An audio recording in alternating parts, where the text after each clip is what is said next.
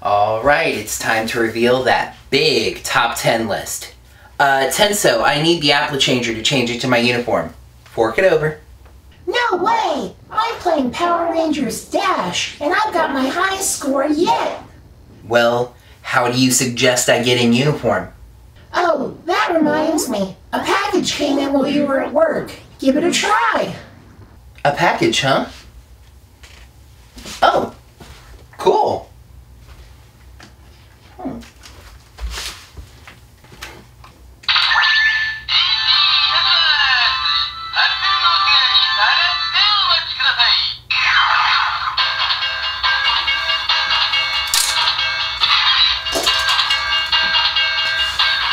Tokyo change.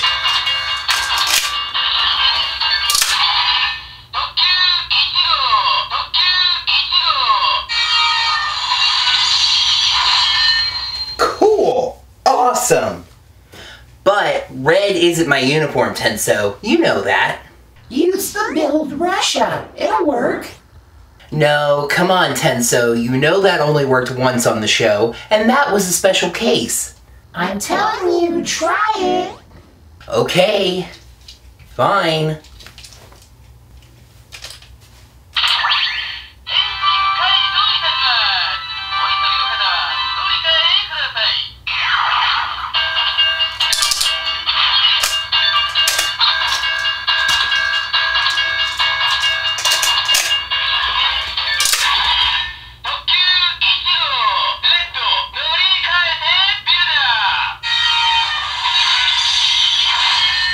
Whoa, that's kind of weird, actually. Don't worry, folks. I'll be doing a review on this bad boy. But in the meantime, we have a top 10 list to get to. It's finally time for me to reveal my top 10 Power Rangers seasons. Is your favorite season going to be Ichigo, number 1? Let's find out. Number 10, Ninja Storm. Ninja Storm is a very divisive season, I think mainly due to its focus on comedy. Lothar is a love him or hate him villain, and indeed at times there seems to be more focus on his rogues gallery than on the luchador himself. But I think Lothar was a very fun villain, one of the few that actually seemed to enjoy being evil. Ninja Storm had great suits with a very unique opening faceplate mechanic on them, and it had some wonderful action sequences that often very creatively incorporated ninja-type techniques into them. However, Ninja Storm wasn't very linear. A lot of its episodes were day-to-day with few arcs and major story events. Also, near the end of the story, it really seems to become more about the bad guys than even the Rangers themselves. But hey, it's better than a ninja. Number 10. Number 9, Dino Thunder. These seasons were consecutive, so it shows some improvement in the Disney era as time went on. Let's just get it out of the way. Yes, I really enjoyed the return of Tommy. As I mentioned in both the Mentor and Rangers videos, this was a look at an older, more seasoned Tommy, and Fighting Spirit was a really nice look at his psyche as a long-standing Power Ranger. Mesogog is my number 1 villain in the series history. I really like the swappable dinosaur theme, and the show has some good looking suits. However, just like Ninja Storm, Dino Thunder episodes can get a little bit samey. Also, this show introduced us to the concept of the overpowered Red Ranger. Connor has his regular mode, his Super Dino mode, his Triassic mode, and his Battleizer. It's symptomatic of another Disney tendency, over-focus on the Red Ranger. Is Dino Thunder at the top of my list? 9! Number 8, SPD. Don't worry guys, you know that Mystic Force isn't after this on the list because we already covered it, so the consecutive thing ends here. SPD was one of the few seasons to use a numerical ID system, and it had some really cool vehicle Zords, and it also got us away from the concept of the overpowered Red Ranger and swapped in a neater concept, the reluctant Red Ranger. Jack didn't want to be a Power Ranger at first, and was only the Red Ranger as long as he needed to be. I've said before that I love characters that want to be Power Rangers, but it was also kind of refreshing to see a character who didn't feel like it was their destiny or something. The downfall of SPD is its villains. Broodwing was always kind of doing his own thing, Grum was scary sometimes and dumb sometimes, and the whole Mora Morgana situation was confusing. Bad guys are a bad influence, so SPD lands at number 8. Number 7, Wild Force. So we go ahead and jump back to the start of the Disney era for our next season. Wild Force has some of the best looking suits in the series, especially their helmets. They have a very MMPR feel to them, and I really like the sash stripe ranking system. This was the show that introduced the concept of the auxiliary Zord swappable system, and it gives us the most Zords and the most unique combinations of any series. However, it was also one of the first seasons to use CGI for its Zord combination sequences, and that really took away from some of the believability. Also, as Linkara pointed out, this season went through a really preachy environmentalist arc that kind of soured the good that the heroes were fighting for. Press 7 for Wild Access. Number 6, Mighty Morphin Power Rangers Season 1. You see, he hates it. It didn't even make his top 5. Easy there, easy there.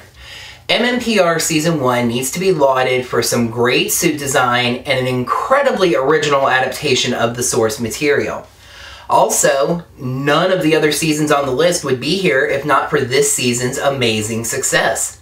That being said, it definitely doesn't age well. The show has some painfully cheesy early 90s humor, a lot of the characters are really flat and two-dimensional, and every episode seems to have to work in this really hokey lesson of the day instead of focusing on great story arcs of their own, things like Green with Evil being an obvious exception.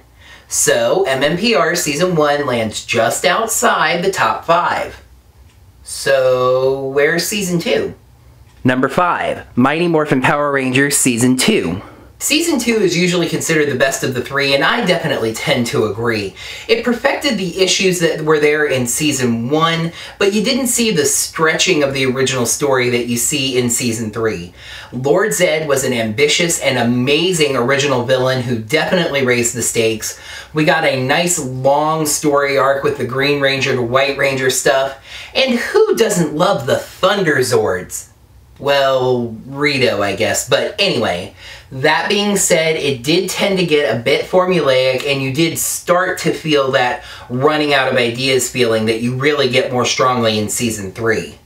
However, it is the best of the three. Number 5. Number 4, Jungle Fury. Linkara mentioned that Jungle Fury doesn't get talked about very much, and I tend to agree that it doesn't get enough love. Jungle Fury is very nearly the best of the Disney era, only beaten out by a rather odd set of circumstances that I will very soon mention. RJ was my favorite mentor and one of my favorite Rangers. The show has wonderful fight sequences. A villain possessing an innocent, and I use that term loosely with Jared, was a unique touch. And it was only the second season to feature original American Rangers and upped the ante by having 3 of them. However, the Zords do very little to distinguish themselves, and this is another one for that disgusting Care Bear stare ending. That pushes Jungle Fury back to number 4. Number 3, RPM. Insert clean break here. These 3 seasons are definitely the cream of the crop. RPM was a season that was boosted by, funny enough, apathy. Disney was about to cancel the show and didn't really care what they did. So we got an ambitious season with great characters, a well-written story, and one of the most creative and best adaptations of the source material yet. This kind of isn't fair, but I'm praising some seasons for their Sentai content, so I can knock them for it too. The main thing that holds RPM back for me is the look of its source footage, because it creates kind of an uncomfortable dichotomy. A lot of the unmorphed stuff is serious, and then the morphed dialogue is also serious, but a lot of it is being spoken from inside of a giant totem pole Megazord with big googly anime eyes. Also, the vehicle theme itself was kind of ignored. How many letters is RPM? That's right, 3. Alright, you guys know what comes next. Before I reveal the final 2, let's take a look back at the list. Fun villain, but a little day-to-day, Ninja Storm lands at number 10. Tommy coming back basically gets this season on the list itself, but the Red Ranger is a power hoarder. Dino Thunder is number 9. Funny enough, SPD didn't have a Ranger with the number 8 on them. Great suits and awesome Zords, but CGI and a preachy message, Wild Force is number 7. Insert other 2 MMPR seasons here. Season 1 is number 6, and Season 2 is number 5. The coolness of RJ and the Spirit Rangers overcomes generic Zords enough for Jungle Fury to hit number 4. RPM, get in 3rd gear. And so, here we are. Now, I don't presume for everyone to agree with my list all the way from the top to the bottom, but I think these would be the top 2 answers if we were doing this Family Feud style. One of these seasons literally saved the franchise and pushed it into its modern era. The other was so good that a featured film was seriously considered. So, which one does our survey say is number 1? Well, it's not. Number 2, In Space. A large portion of you just got stabbed in the heart. Well, another large portion of you is hooting so loud you might not even hear this part. But remember, number 2 is so much more than just the first loser on this list. The cast really came into their own after their time on Turbo. They ditched the Kid Ranger. Again, nothing wrong with Justin. I like him, actually. It was just that the idea was bad in concept. And in exchange, we got a wise alien leader. Also, they had a really neat Zord concept with just 2 at first. But most importantly, it had an excellently written, full season-long arc that kept audiences captivated. The only real critique that I can think of for In Space is that its comic relief was not very subtle. From a disastrous team-up with the Teenage Mutant Ninja Turtles to other strange comedy episodes, the tone of In Space was a little either-or. That's a very small nit to pick, and that is why In Space is a proud number 2 on this list. Number 1. Time Force. Reluctant Red Ranger that grows into a hero. Pink Ranger that's really the leader of the team. Other Rangers with motivations, fears, emotions, desires. Pulls off a really cute robotic assistant that you actually care about, also known as the Alpha Challenge.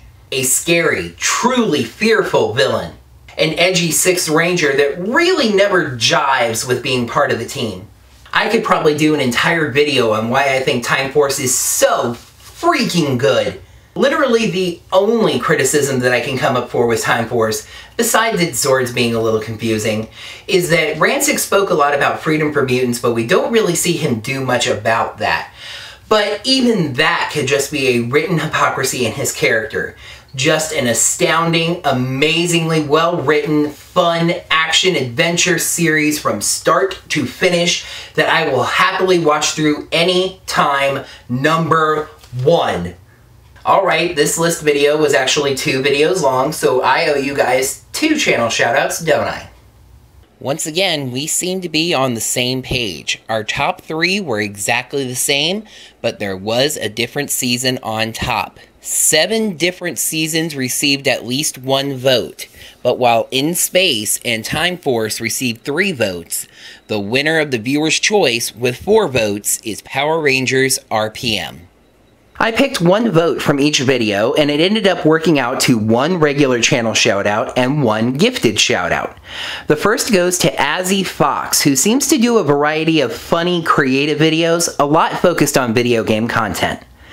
The second goes to Boken Green, who has given their shoutout to HC Bailey, a Let's Player that seems to focus mainly on RPGs. Thanks for the votes! Alright, I know the next scheduled video is top 10 morphers, but doing 2 straight list videos has me kind of list weary. So what can I do my next hiatus video about? Oh, right, this thing! So next week I will be reviewing my second Japanese morpher, the Tokyo Changer. Go ahead and cast your votes for your favorite Power Rangers morpher, or if you've already done so, go ahead and ask me some questions about this morpher that you think I'll be able to answer in a review. that's going to do it for another Power Rangers Dino Charge Hiatus video. Thanks so much for watching. Make sure to like the video by clicking that like button right down below. Subscribe to the channel for new Power Rangers content every week. And leave some comments down below. Until next time, may the power protect you. That's going to do it for another Power Rangers Dino Charge Hiatus video. You just keep making videos, revealer. Playing right into my hands. Subscribe to the channel for new Power Rangers content every week.